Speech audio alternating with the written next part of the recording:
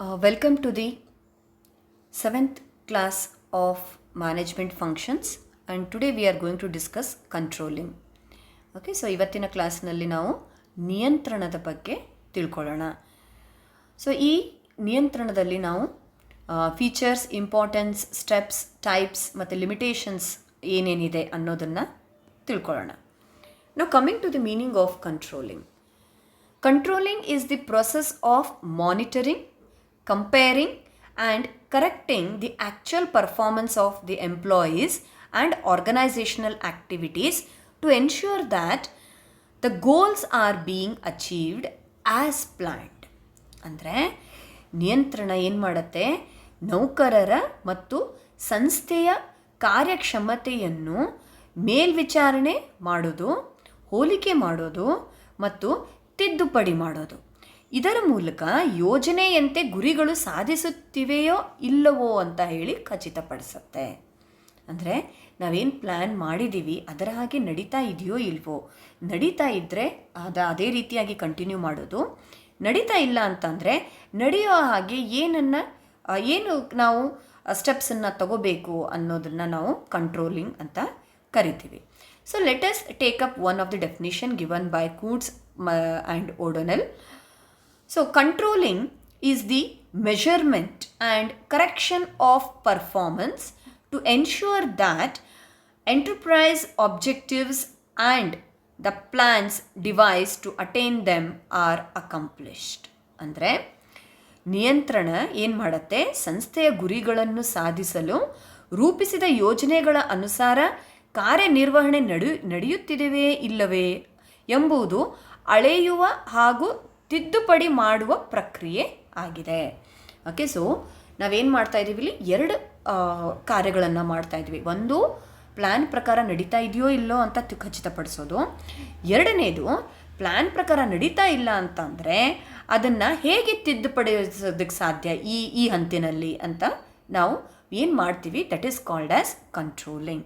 Okay, ನಾವು let us see some of the characteristics of controlling. So it is a goal oriented process. ಅಂದರೆ ಇದು ಒಂದು ಗುರಿಮುಖಿ ಪ್ರಕ್ರಿಯೆ. So ಇದಕ್ಕೊಂದು ಗುರಿ ಇದೆ, ಪ್ಲ್ಯಾನ್ ಪ್ರಕಾರ ಕೆಲಸ ನಡೀತಾ ಇದೆಯೋ ಇಲ್ಲೋ ಅಂತ ನೋಡೋದೇ ಇದರದ್ದು ಗುರಿ. Okay, so it is goal oriented and it is not a one time task, it is a continuous process. ಅಂದರೆ ಇದು ನಿರಂತರವಾದ ಚಟುವಟಿಕೆ. ಕೆಲಸ ನಡೀತಿರೋ ಹಾಗೆ ನಾವು ಪ್ಲ್ಯಾನ್ ಪ್ರಕಾರ ನಡೀತಾ ಇದೆಯೋ ಇಲ್ಲೋ ಅಂತ ನಿರಂತರ ನೋಡ್ತಿರಬೇಕು. ಇಲ್ಲ ಅಂತಂದರೆ ತಿದ್ದುಪಡಿ ಮಾಡಲಾರದಷ್ಟು ನಷ್ಟನ ನಾವು ಅನುಭವಿಸ್ಬೇಕಾಗತ್ತೆ. ಹಾಗಾಗಿ ಸದಾ ಕಂಟ್ರೋಲಿಂಗ್ ನಾವು ಮಾಡ್ತಾನೆ ಇರ್ತೀವಿ, ನಿರಂತರವಾದ ಒಂದು ಚಟುವಟಿಕೆಯಾಗಿದೆ. Then it is both backward and forward looking. ಅಂದರೆ ಇದು ಹಿಂದಿನ ಮತ್ತು ಮುಂದಿನ ನೋಟವನ್ನು ಹೊಂದಿರುತ್ತೆ. ಸೊ ಹಿಂದೆ ಹೇಗೆ ಆಗಿದೆ, ಮುಂದೆ ಇದನ್ನು ಹೇಗೆ ಸರಿಪಡಿಸ್ಬೋದು ಅಥವಾ ಮುಂದೆ ಹೇಗೆ ನಡ್ಕೊಂಡು ಹೋಗುತ್ತೆ. ಸೊ ಎರಡು ನೋಟವನ್ನು ಕೂಡ ನಾವು ಇಲ್ಲಿ ಕನ್ಸಿಡರ್ ಮಾಡ್ತೀವಿ. So it is backward as well as forward looking.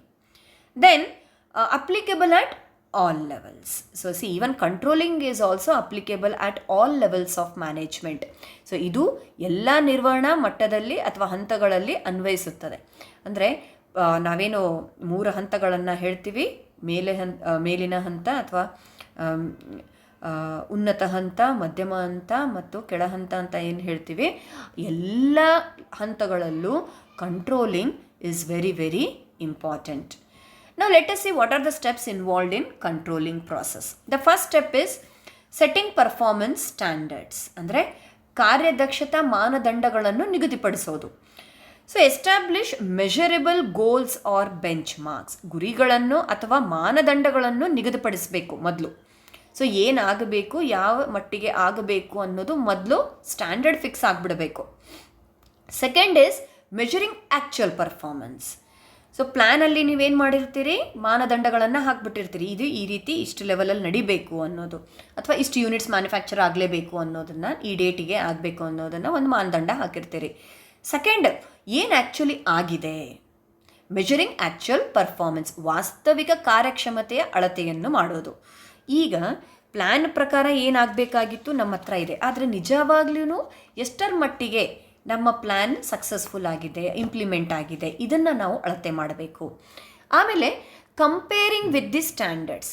So identify deviations between actual and expected performance. So ಇಲ್ಲೇನು ಮಾಡ್ತೀವಿ ನಾವು, ಮಾನದಂಡಗಳೊಂದಿಗೆ ಹೋಲಿಕೆಯನ್ನು ಮಾಡ್ತೀವಿ. ವಾಸ್ತವವಾಗಿ ಏನು ಕಾರ್ಯ ಆಗಿದೆ ಅದನ್ನು ಮಾನದಂಡಗಳ ಜೊತೆಗೆ ಹೋಲಿಕೆ ಮಾಡಿ ವಾಸ್ತವಿಕ ಫಲಿತಾಂಶ ಮತ್ತು ಗುರಿಯ ನಡುವೆ ಹೋಲಿಕೆ ಮಾಡಿ ಏನು ವ್ಯತ್ಯಾಸ ಇದೆ ಅನ್ನೋದನ್ನು ಐಡೆಂಟಿಫೈ ಮಾಡ್ತೀವಿ. Okay, so fourth step is finding the deviations. So ಎರಡಲ್ಲೂ ಅಂತರ ಇದೆಯಾ, ನಾವೇನು ಪ್ಲ್ಯಾನ್ ಪ್ರಕಾರ ಮಾನದಂಡ ಹಾಕ್ಕೊಂಡಿದ್ವಿ ಅಥವಾ ಮತ್ತು ಈಗ ವಾಸ್ತವಿಕವಾಗಿ ನಡೆಯುವಂಥ ಕಾರ್ಯ, ಇವೆರಡರ ನಡುವೆ ಏನಾದರೂ ವ್ಯತ್ಯಾಸ ಇದೆಯಾ. So understand the causes of under or over performance. So ಎರಡು ಸಾಧ್ಯತೆಗಳಾಗೋ ಇಲ್ಲಿ ಸಂಭವನೆ ಇದೆ. ಒಂದು, ಅಂದ್ಕೊಂಡಿದ್ದಕ್ಕಿಂತ ಜಾಸ್ತಿ ಆಗಿರ್ಬೋದು ಅಥವಾ ಅಂದ್ಕೊಂಡಿದ್ದಕ್ಕಿಂತ ಕಡಿಮೆ ಕಾರ್ಯಗಳು ಆಗಿರ್ಬೋದು. ಸೊ ಈ ಕಡಿಮೆ ಅಥವಾ ಹೆಚ್ಚಿಗೆ ಆಗೋದಕ್ಕೆ ಕಾರಣಗಳೇನು ಅನ್ನೋದನ್ನು ಐಡೆಂಟಿಫೈ ಮಾಡಬೇಕಾಗತ್ತೆ. ಒಂದ್ಸತಿ ಕಾರಣಗಳು ಐಡೆಂಟಿಫೈ ಆಯಿತು ಅಂತಂದರೆ next step is to take corrective actions. So make necessary adjustments to ensure goal achievement. ಇಲ್ಲೇನು ಮಾಡ್ತೀವಿ, ಗುರಿ ಸಾಧನೆಗೆ ಅಗತ್ಯವಿರುವ ತಿದ್ದುಪಡಿಗಳನ್ನು ಮಾಡೋದು. ಸೊ ಇದನ್ನು ಸರಿಯಾದ ಟ್ರ್ಯಾಕಿಗೆ ಹೇಗೆ ತೊಗೊಂಬರೋದು ಅನ್ನೋದನ್ನು ನಾವು ಇಲ್ಲಿ ಕಾರ್ಯರೂಪದಲ್ಲಿ ಯೋಚನೆ ಮಾಡ್ತೀವಿ. ಏನು ಸ್ಟೆಪ್ಸ್ ತೊಗೊಂಡ್ರೆ ಇದು ಪ್ಲ್ಯಾನ್ ಜೊತೆಗೆ ಹೊಂದಿಕೊಳ್ಳುತ್ತೆ. ಈಗ ಸದ್ಯಕ್ಕೆ ವಾಸ್ತವಿಕವಾಗಿ ನಡೀತಿರುವ ಕಾರ್ಯ ಮತ್ತು ನಾವು ಮಾನದಂಡ ಏನು ಹಾಕ್ಕೊಂಡಿದ್ದೀವಿ ಅದನ್ನು ಸರಿಪಡಿಸೋದಕ್ಕೆ ನಾನು ಏನು ಸ್ಟೆಪ್ಸನ್ನು ತಗೋಬೇಕು ಅನ್ನೋದು ಲಾಸ್ಟ್ ಸ್ಟೆಪ್ ಹೇಳುತ್ತೆ. Okay, so these are the 5 important steps involved in controlling process. Now let us come to importance of controlling. So first one is it ensures achievement of goals. So ಇದೇನು ಮಾಡುತ್ತೆ, organizational goals ಏನಿದೆ ಅದು ಸಾಧನೆ ಆಗಿದೆಯೋ ಇಲ್ಲೋ ಅನ್ನೋದಕ್ಕೆ ಖಚಿತಪಡಿಸೋದಕ್ಕೆ ಸಹಾಯ ಮಾಡುತ್ತೆ. ಯಾಕಂದರೆ ನಾವು ಮಾನದಂಡಗಳ ಜೊತೆಗೆ ವಾಸ್ತವಿಕ ಕಾರ್ಯವನ್ನು ಕಂಪೇರ್ ಮಾಡ್ತಾ ಇದ್ದೀವಿ. ಸೊ ಅಲ್ಲೇ ನಮಗೆ ಗೊತ್ತಾಗೋಗುತ್ತೆ ನಾವು ಅಂದ್ಕೊಂಡಿದ್ದು ಅಚೀವ್ ಮಾಡೋಕ್ಕೆ ಆಗಿದೆಯೋ ಇಲ್ಲೋ ಅನ್ನೋದು. Then second, it helps in identifying errors and taking corrective actions. So ಇದೇನು ಮಾಡುತ್ತೆ, ದೋಷಗಳನ್ನು ಗುರುತಿಸಿ ತಿದ್ದುಪಡಿ ಕ್ರಮಗಳನ್ನು ಕೈಗೊಳ್ಳಲು ಸಹಾಯ ಮಾಡುತ್ತೆ. ಸೊ ಎಲ್ಲಿ ದೋಷಗಳಾಗಿದೆ, ತಪ್ಪಾಗಿದೆ, ಯಾವ ರೀತಿಯಲ್ಲಿ ಅದನ್ನು ತಿದ್ದುಪಡಿ ಮಾಡಬಹುದು, ಇವುಗಳನ್ನು ಎರಡು ಕೆಲಸನ ಮಾಡೋದಕ್ಕೆ ಕಂಟ್ರೋಲಿಂಗ್ ಸಹಾಯ ಮಾಡುತ್ತೆ. Then third one is it facilitates efficient resource utilisation. ಅಂದರೆ ಸಂಪತ್ತುಗಳ ಪರಿಣಾಮಕಾರಿ ಬಳಕೆಗೆ ನೆರವಾಗುತ್ತೆ. ನೀವು ನೋಡಿ, ಇದು ಕಂಟ್ರೋಲಿಂಗ್ ಮಾಡ್ತಾ ಇಲ್ಲ ಅಂತಂದರೆ ಸಾಕಷ್ಟು ರಿಸೋರ್ಸಸ್ ವೇಸ್ಟ್ ಆಗುತ್ತೆ, ಡುಪ್ಲಿಕೇಶನ್ ಆಗುತ್ತೆ, ಮಿಸ್ಅಪ್ರಾಪ್ರಿಯೇಷನ್ ಆಗ್ಬೋದು. ಸೊ ಇದನ್ನೆಲ್ಲ ತಡಿಬೇಕು ಅಂತಂದರೆ ಕಂಟಿನ್ಯೂಸ್ ಆಗಿ ಕಂಟ್ರೋಲಿಂಗ್ ಪ್ರೊಸೆಸ್ ನಡೀತಾ ಇರಬೇಕು. ಮಾನದಂಡಗಳ ಜೊತೆ ಕಂಪ್ಯಾರಿಸನ್ ಸದಾ ನಡೀತಾ ಇರಬೇಕು. ಸೊ ಏನು ಹೆಚ್ಚು ಕಮ್ಮಿ ಆಗ್ತಾ ಇದೆ, ಯಾಕೆ ಆಗ್ತಾ ಇದೆ, ಇದನ್ನು ಹೇಗೆ ಸರಿಪಡಿಸೋದು. So this is a continuous thing. Then next, it improves employee performance and accountability. ನೀವು ಯಾವಾಗ ಕಂಟ್ರೋಲಿಂಗ್ ಅನ್ನೋದು ಇಡ್ತೀರಿ, ಇಲ್ಲಿ ಇದೇನು ಮಾಡುತ್ತೆ, ಉದ್ಯೋಗಿಗಳ ಕಾರ್ಯಕ್ಷಮತೆ ಮತ್ತು ಜವಾಬ್ದಾರಿಯನ್ನು ಹೆಚ್ಚಿಸುತ್ತೆ.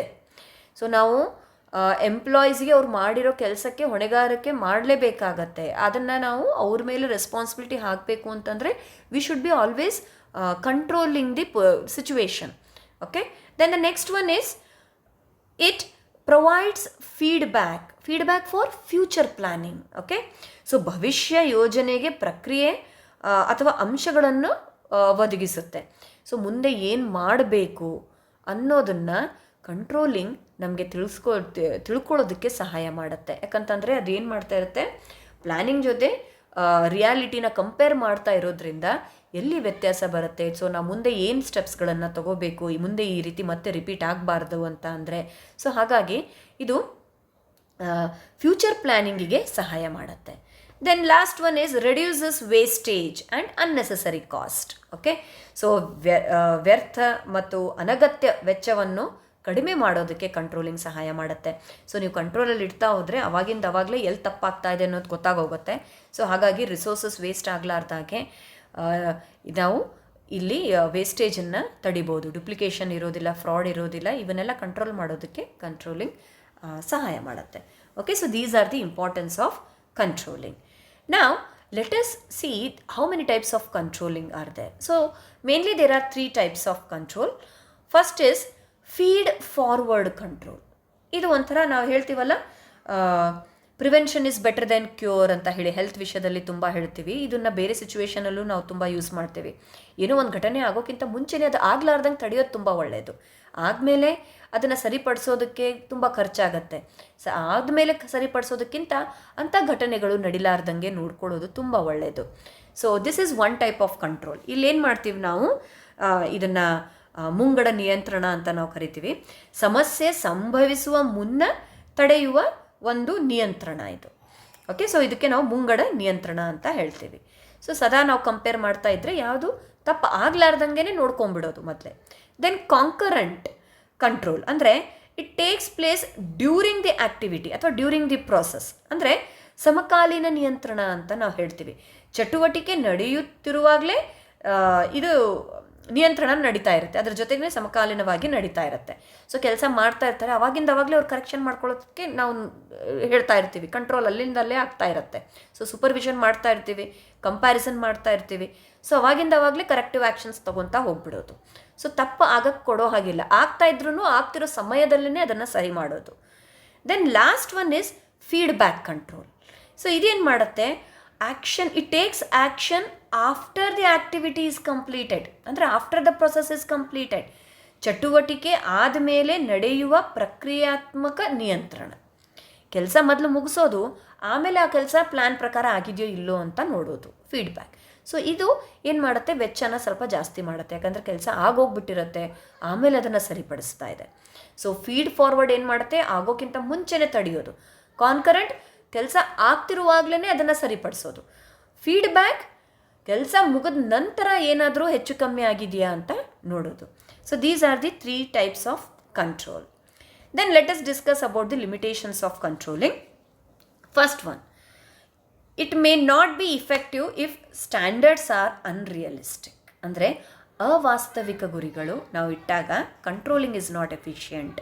ಸೊ ಅವಾಸ್ತವಿಕ ಗುರಿಗಳು ಇದ್ದರೆ ನಿಯಂತ್ರಣ ಫಲಕಾರಿ ಆಗೋದಿಲ್ಲ. ಈಗ ಮಾಡೋದಕ್ಕೆ ಸಾಧ್ಯ ಇಲ್ಲ. ನಿಮ್ಮೆಲ್ಲ ಹ್ಯೂಮನ್ ರಿಸೋರ್ಸಸ್ ಅಥವಾ ಮಷೀನ್ ಇವೆಲ್ಲ ಏನಿದೆ ಅದ್ರ ಪ್ರೊಡಕ್ಟಿವಿಟಿ ಎಷ್ಟಿದೆ ಅದಕ್ಕಿಂತನೂ ಜಾಸ್ತಿ, ತುಂಬಾ ಜಾಸ್ತಿ ಡಿಫ್ರೆನ್ಸಲ್ಲಿ ನೀವು ಮಾನದಂಡನ ಇಟ್ಟುಬಿಟ್ರಿ ಅಂತಂದರೆ ಅದಕ್ಕೆ ಅಚೀವ್ ಮಾಡೋಕ್ಕೆ ಸಾಧ್ಯನೇ ಇಲ್ಲ.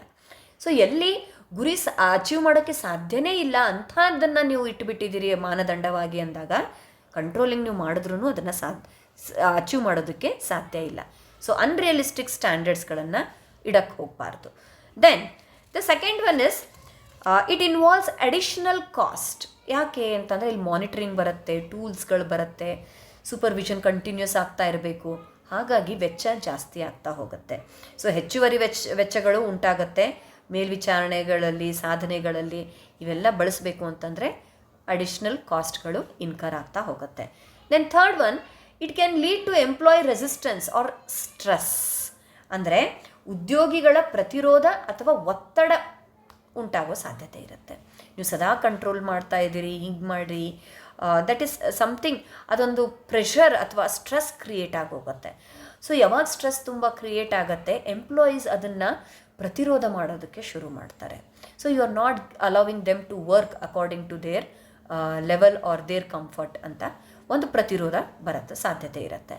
Then the last one, it may result in delay in decision making. So decision delays ಆಗುತ್ತೆ, ಅಂದರೆ ನಿರ್ಧಾರಗಳ ವಿಳಂಬ, ನಿರ್ಧಾರ ತೆಗೆದುಕೊಳ್ಳೋದಲ್ಲಿ ವಿಳಂಬ ಉಂಟಾಗೋದು ತುಂಬ ಸಾಧ್ಯತೆ ಇದೆ. ಯಾಕಂತಂದರೆ ನಾವು ಅದನ್ನು ಸರಿಪಡಿಸ್ಬೇಕು, ಮ್ಯಾಚ್ ಮಾಡಬೇಕು, ಮೊದಲು ವ್ಯತ್ಯಾಸ ಏನಾರಿದೆಯಾ ಕಂಡು ಹಿಡಿದು ಮೆಷರ್ ಮಾಡಿ ಯಾಕೆ ಹಂಗಾಯಿತು ಅಂತ ಹೇಳಿ ಆಮೇಲೆ ಅದನ್ನು ತಿದ್ದುಪಡಿ ಮಾಡಿ ಇರೋಷ್ಟರೊಳಗೆ decision will be delayed. Okay, so these are the limitations. So ಇವತ್ತಿನ ಕ್ಲಾಸಲ್ಲಿ ನಾವು ಕಂಟ್ರೋಲಿಂಗ್ ಬಗ್ಗೆ ತಿಳ್ಕೊಂಡ್ವಿ. Controlling is essential to ensure that organizational activities remain on track. It helps correct deviations, improve efficiency and ensure achievement of goals. It acts as the final checkpoint of management. Okay, so ನಿಯಂತ್ರಣ ಪ್ರಕ್ರಿಯೆ ಸಂಸ್ಥೆಯ ಚಟುವಟಿಕೆಗಳ ಸರಿಯಾದ ದಾರಿಯಲ್ಲಿ ಸಾಗುತ್ತಿದೆಯೋ ಅನ್ನೋದು ಖಚಿತಪಡಿಸಲು ಅಗತ್ಯ ಆಗತ್ತೆ. ಇದರ ಜೊತೆಗೆ ಇದು ವ್ಯತ್ಯಾಸಗಳನ್ನು ತಿದ್ದುಪಡಿ ಮಾಡುತ್ತಾ ಕಾರ್ಯಕ್ಷಮತೆಯನ್ನು ಹೆಚ್ಚಿಸುವುದು ಮತ್ತು ಗುರಿ ಸಾಧನೆಗೆ ಸಹಾಯ ಮಾಡುತ್ತೆ. ಇದು ನಿರ್ವಹಣೆಯ ಅಂತಿಮ ತಪಾಸಣಾ ಹಂತವಾಗಿರುತ್ತೆ. ಹಾಗಾಗಿ ಇಲ್ಲಿ ನಾವು ತುಂಬ ಎಚ್ಚರ ವಹಿಸಬೇಕಾಗತ್ತೆ. Okay, so in the next class we will take up another management function. Thank you.